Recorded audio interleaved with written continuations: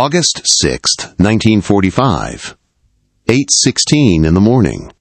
In the underground command center of the Japanese Imperial General Headquarters in Tokyo, a young control operator tapped a key on his telegraph machine. He waited. Silence. He tapped it again, checking the connection to the Chugoku Regional Army Headquarters in Hiroshima. Nothing. No static, no busy signal, just a complete, dead void. He checked the line status. It showed a physical break, but not just on that line. He turned to the telephone operator next to him. "Try the Hiroshima Armory," he said. The operator dialed. Dead. "Try the railway station." Dead. "Try the governor's office." Within 60 seconds, the atmosphere in that Tokyo bunker shifted from routine boredom to cold, creeping dread. It wasn't that the lines were down. Lines went down all the time in war. It was that every line was down. Military encrypted channels, public telephone grids, railway telegraphs, even the dedicated emergency broadcast links used by the Japan Broadcasting Corporation. They had all severed at exactly the same second, 8:16 a.m. A senior officer walked over, noticing the flurry of activity. "What is it?" he asked. "Equipment failure?" The operator shook his head. "It's not the equipment, sir, it's the city. Hiroshima isn't answering." The officer frowned. Hiroshima was a fortress city. It was the headquarters of the Second General Army, responsible for the defense of all southern Japan. It had a population of over 300,000. It was a vital logistics hub, teeming with soldiers, supply depots, and communications arrays. Cities don't just go silent. Not instantly. Not completely. "Check the air raid reports," the officer ordered. "Was there a large formation?" The radar operators checked their logs. "Negative, sir. We tracked a small flight of 3 American B-29s earlier, but the air raid alert was lifted. No bombing run was reported." The room went quiet. The logic didn't hold up. If there was no massive fleet of bombers, there could be no massive destruction. If there was no massive destruction, why was an entire major city refusing to answer the phone? This is the story of that silence.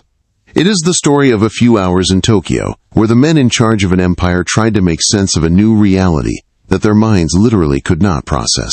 They were prepared for invasion, for firebombs, for defeat even, but they were not prepared for the physics of the world to change in a single flash. What they said, and what they refused to believe in those first few hours, reveals the terrifying gap between human understanding and the weapon that was about to end the war.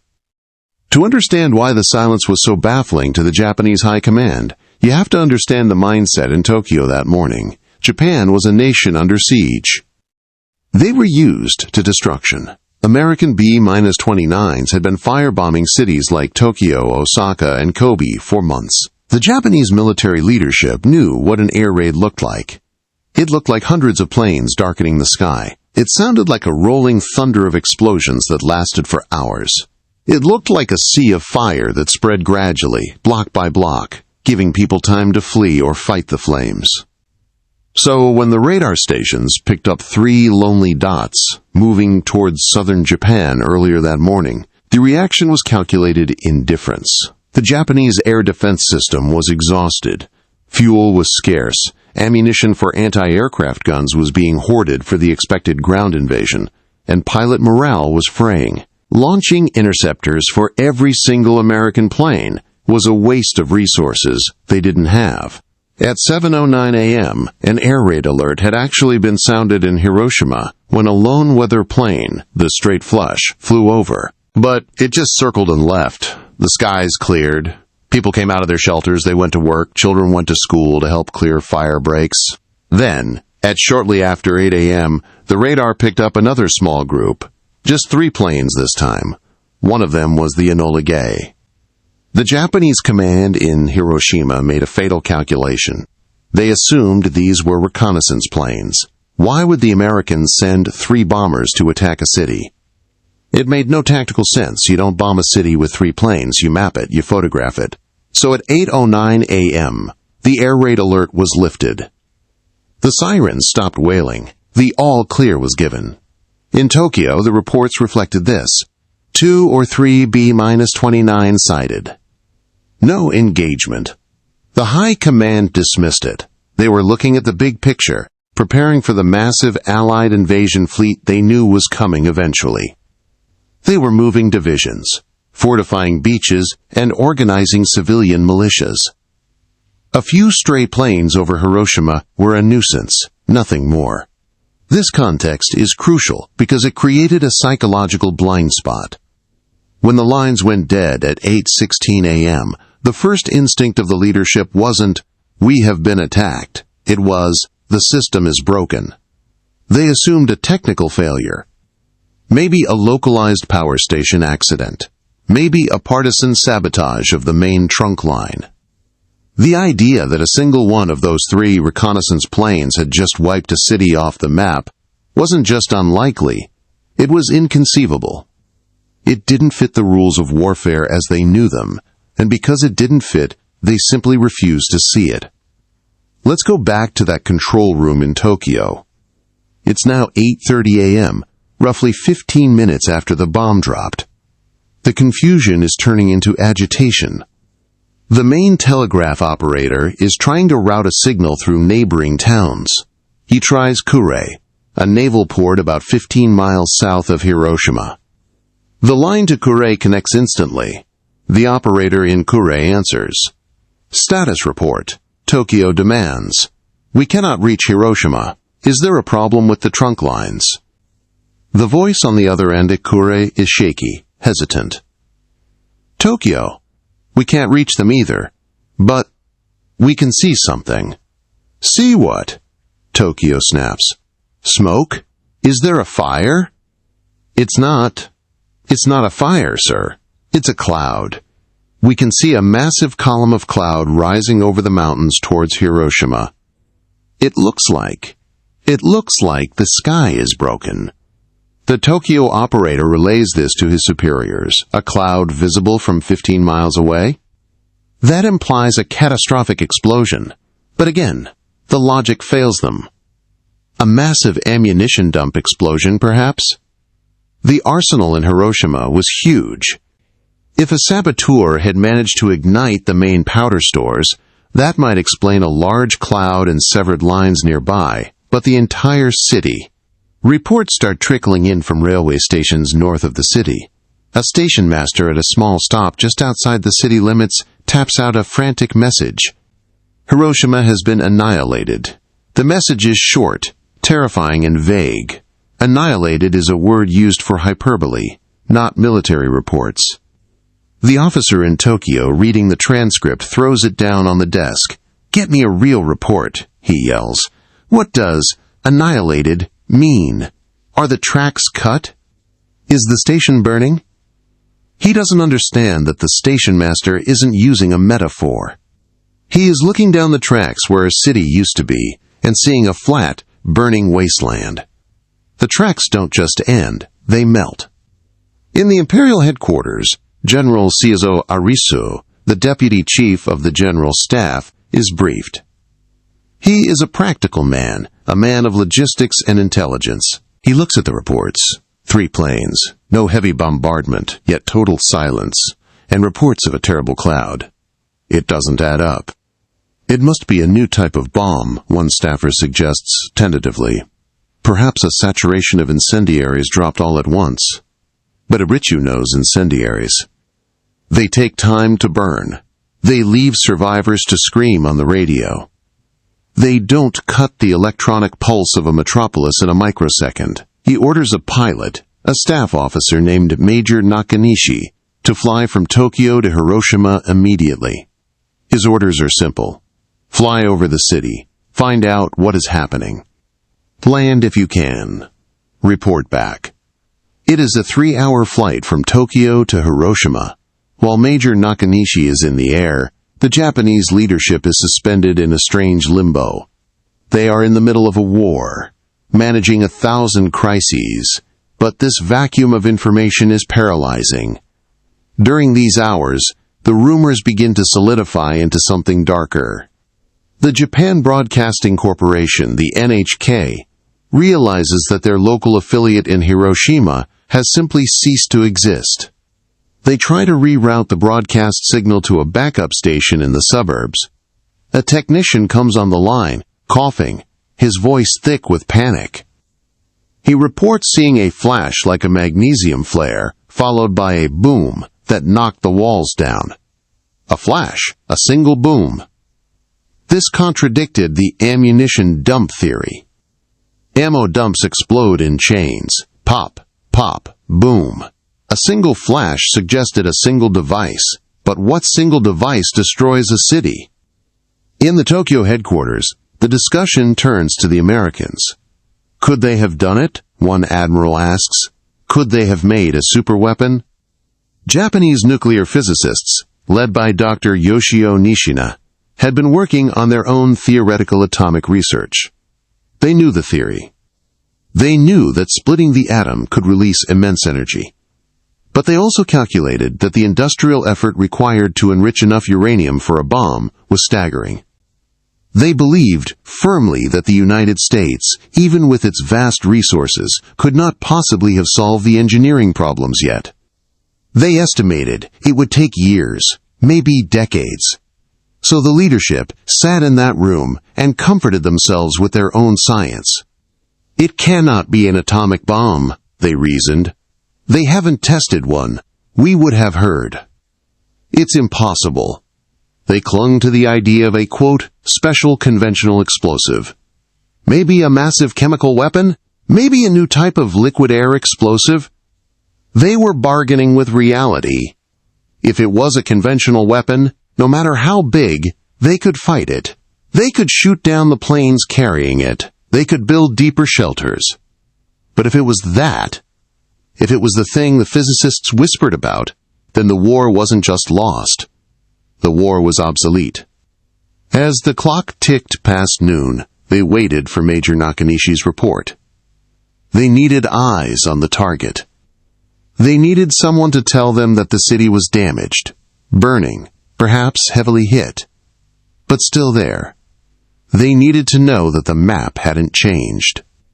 Major Nakanishi was roughly 100 miles away from Hiroshima when he saw it.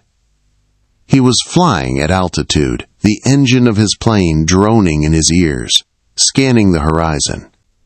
Usually, from this distance, you would see the haze of the inland sea, the green islands, the gray smudge of industry. Instead, he saw a scar on the sky. A massive, towering column of smoke, white at the top and ugly, churning black at the bottom, rose up to the stratosphere. It wasn't drifting. It was planted there, solid and immovable. As he got closer, roughly 50 miles out, the horror began to resolve itself. He looked for the landmarks he knew. He looked for the castle. He looked for the harbor. He looked for the dense grid of wooden houses that housed 300,000 people. They weren't there. He banked his plane, circling the perimeter of the destruction. The entire delta, where the Oda River splits, was a flat, burning wasteland. It looked like a grave. There were no streets, only rubble. Fires were still burning around the edges, forming a ring of hell, but the center was just gone. It was red earth and gray ash. He grabbed his radio. He had to report this to Tokyo, but what words do you use? How do you report the end of the world? Tokyo, he shouted over the static. Tokyo, this is Nakanishi. I am over the target area. Report, the voice crackled back. What is the status of the Army headquarters? Can you land? I cannot land, Nakanishi screamed. There is no airfield. There is no headquarters. Everything is destroyed. Do you understand? The whole city is burning.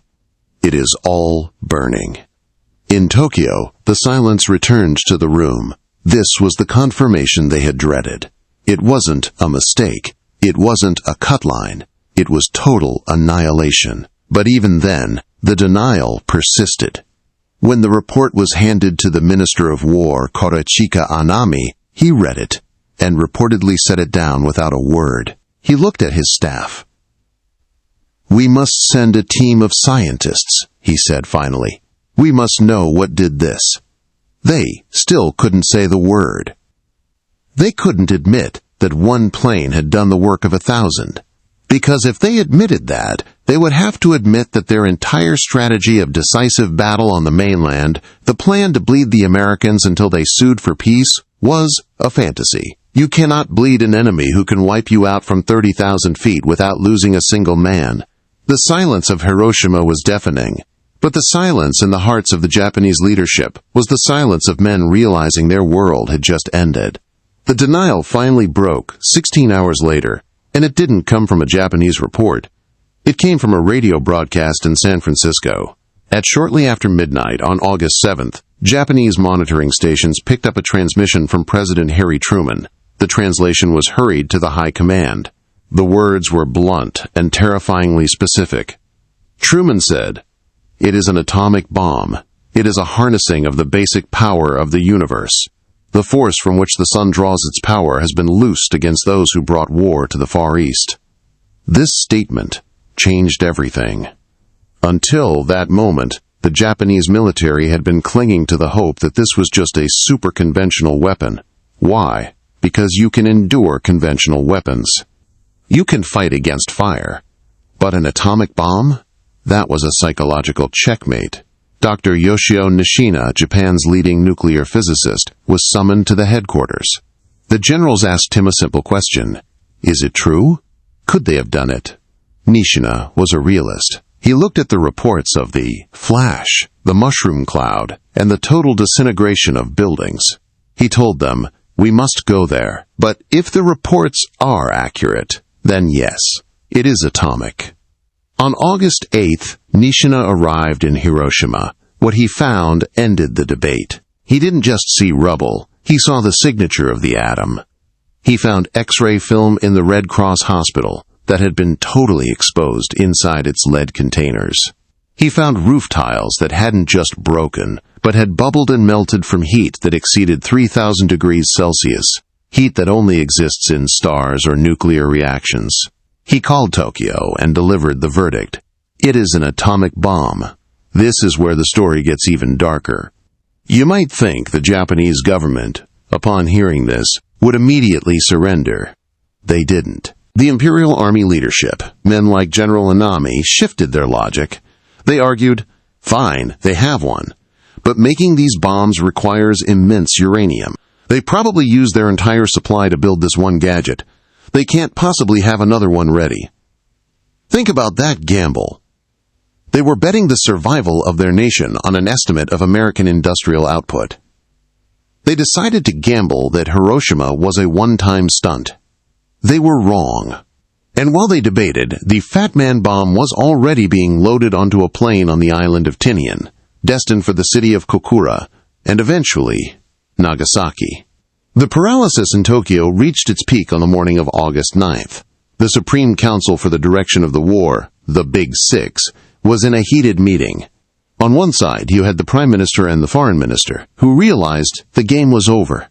They wanted to accept the Potsdam Declaration and surrender, provided the Emperor's safety was guaranteed. On the other side was the military faction. They were adamant. They argued that surrender would dishonor the millions of dead soldiers.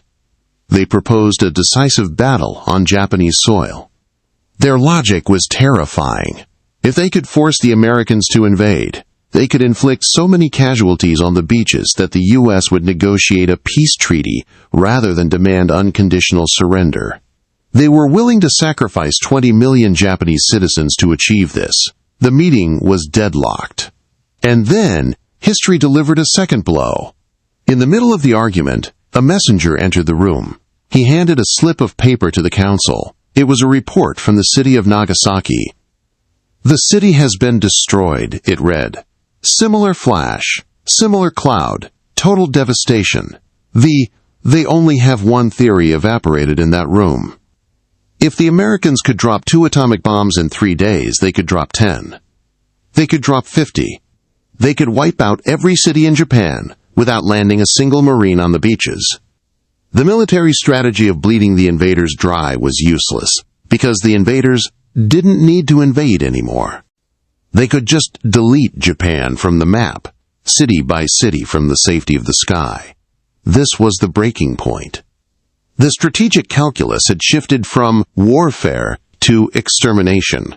Yet, incredibly, the military hardliners still argued for continuing the war. They claimed the Americans must be running out now. It took the unprecedented intervention of Emperor Hirohito himself to break the deadlock. In a voice that trembled, he told the council that he could not bear to see his people suffer any longer. He ordered them to accept the surrender. The silence of Hiroshima had finally been heard. It just took a second silence in Nagasaki to make the message understood. When we look back at the history of World War II, we often focus on the mushroom cloud. We look at the physics, the politics, the morality, but we rarely look at those first few hours of silence. The reaction of the Japanese High Command teaches us something profound about human nature. When we are faced with a reality that is too terrible to comprehend, our first instinct is to deny it. We try to fit the new horror into our old boxes. The Japanese generals tried to turn an atomic apocalypse into a, quote, technical failure, or a, quote, conventional explosion, because those were things they knew how to handle. They refused to believe that one plane could do the work of an entire army. And that refusal, that hesitation, cost them 3 days. It cost them Nagasaki. It proved that in the face of exponential technological change, old ways of thinking aren't just obsolete, they are dangerous. The silence of Hiroshima wasn't just the absence of noise, it was the sound of an era ending. It was the moment humanity crossed a threshold from which we can never return. The people in that Tokyo bunker were the first humans in history to have to answer the question, what do we do now that we can destroy the world? And the terrifying truth is, for 3 days their answer was, pretend it didn't happen. If you want to understand more about the hidden moments that define the 20th century, the decisions made in secret rooms that changed the lives of millions, make sure you're subscribed to Hidden Horizon Hub. We dig past the textbooks to find the human stories inside the history. Click that notification bell so you don't miss our next deep dive into the archives. I'll see you there.